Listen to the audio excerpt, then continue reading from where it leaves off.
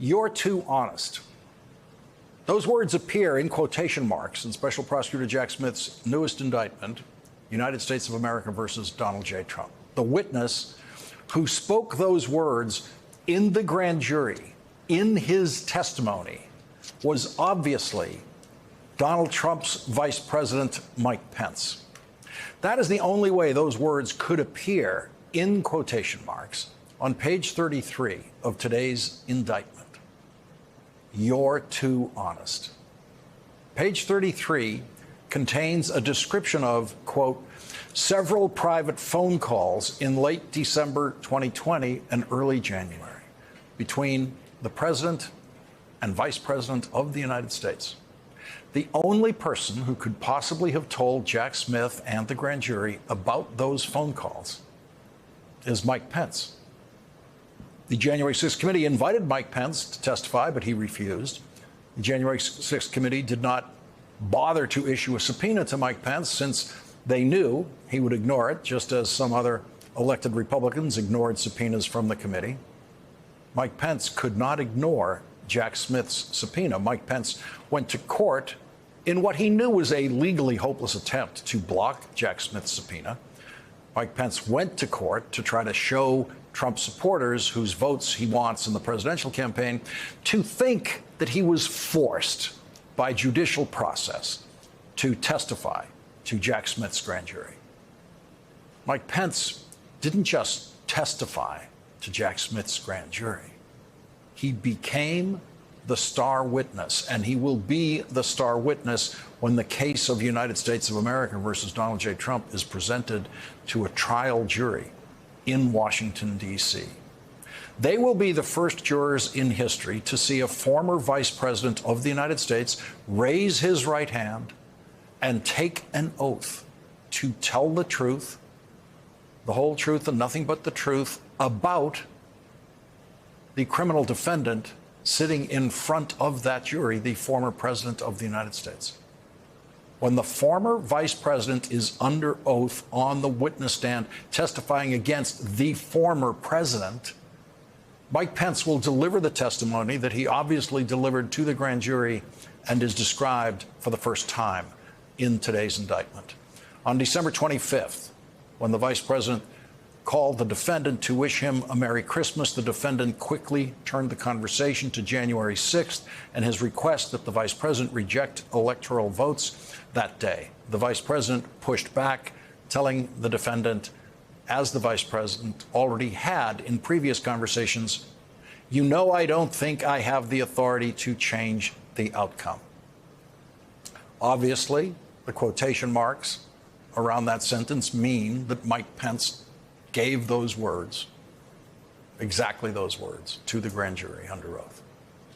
In another private phone call that only Mike Pence was a witness to, on December 29th, the defendant falsely told the vice president that the Justice Department was finding major infractions. And then came January 1st, New Year's Day.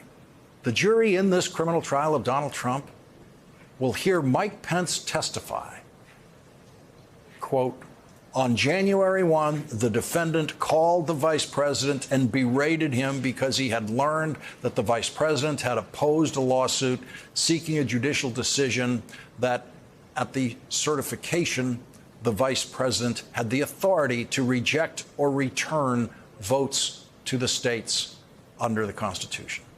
The vice president responded that he thought there was no constitutional basis for such authority and that it was improper. In response, the defendant told the vice president, "You're too honest." That is going to be a very dramatic moment in this trial. That line, "You're too honest," will be the headline in that day's coverage of this trial. "You're too honest" from Donald Trump to Mike Pence will go a very long way, if not all the way, to proving beyond a reasonable doubt that Donald Trump knew that he was lying about Mike Pence's power to overturn the election. Throughout today's indictment, Jack Smith confidently writes, he knew. Those words, "he knew," appear applying to Donald Trump and the fact Jack Smith believes that he can prove beyond a reasonable doubt that Donald Trump knew that everything he was saying about the election in December and January was a lie. On page 6, Jack Smith refers to them as prolific lies. Jack Smith uses all Republican witnesses in this indictment to prove that Donald Trump knew that everything he was saying about stolen votes or machines switching votes or dead people voting was a lie. If you're one of Donald Trump's criminal defense lawyers sitting at home tonight wondering how you are going to fight this evidence, you already know that you can't fight most of it, because the only person who can dispute what Donald Trump said in his phone calls, for example, with Mike Pence, is Donald Trump. If Donald Trump wants to testify under oath in his own defense, then he can get on the witness stand and deny that he ever said, "You're too honest," to Mike Pence. He can do that. But if Donald Trump gets on a witness stand under oath, everything about every day of his public adulthood that we know about him tells us that he will commit perjury. He will lie under oath. He will leave the witness stand having committed more crimes on the witness stand. And so, no experienced legal observers expect Donald Trump to testify in his own defense at any of his trials. And what that means for some of the accusations in today's indictment is that Donald Trump may have no apparent defense to many of these accusations. The indictment describes a Donald Trump crime spree that officially begins, according to the indictment, on November 14th, 1 week after this network and every other news organization called the election for Joe Biden, and ending after the January 6th attack on the Capitol. The calendar day during that crime spree, which contains more criminal conduct described in that day in this indictment than any other day, is January 6th. The indictment, in effect, in its description of that day, holds Donald Trump responsible for the attack on the Capitol. The indictment holds Donald Trump responsible for doing nothing to stop the attack on the Capitol while it was going on. And the indictment describes Donald Trump and some of his co-conspirators, including Rudolph Giuliani, continuing to commit crimes after the attack on the Capitol, when the Congress had returned to the building to complete the certification of the election. The very last criminal conduct described in the indictment occurs at 11:44 p.m. on January 6th, when one of Donald Trump's co-conspirators, quote, emailed the vice president's counsel advocating that the vice president violate the law and seek further delay of the certification. Co-conspirator 2 wrote, "I implore you to consider one more relatively minor violation of the Electoral Count Act and adjourn for 10 days to allow the legislatures to finish their investigations, as well as to allow a full forensic audit of the massive amount of illegal activity that has occurred here." You will recall that the front man for that crime in the United States Senate that night was Senator Cruz of Texas, who was asking for an adjournment of 10 days. That would have been a violation of law. And the Trump co-conspirator, who's asking the vice president's lawyer to do this, is acknowledging that it would be a violation of the law. The co-conspirator calls it a relatively minor violation.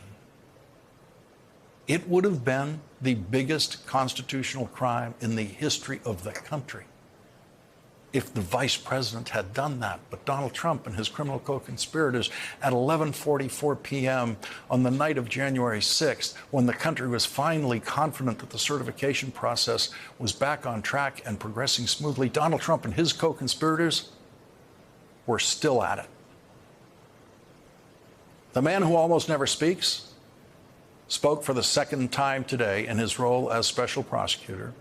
When he laid out the criminal case against Donald Trump, he began with the last day of Donald Trump's crime spree. The attack on our nation's capital on January 6th, 2021, was an unprecedented assault on the seat of American democracy.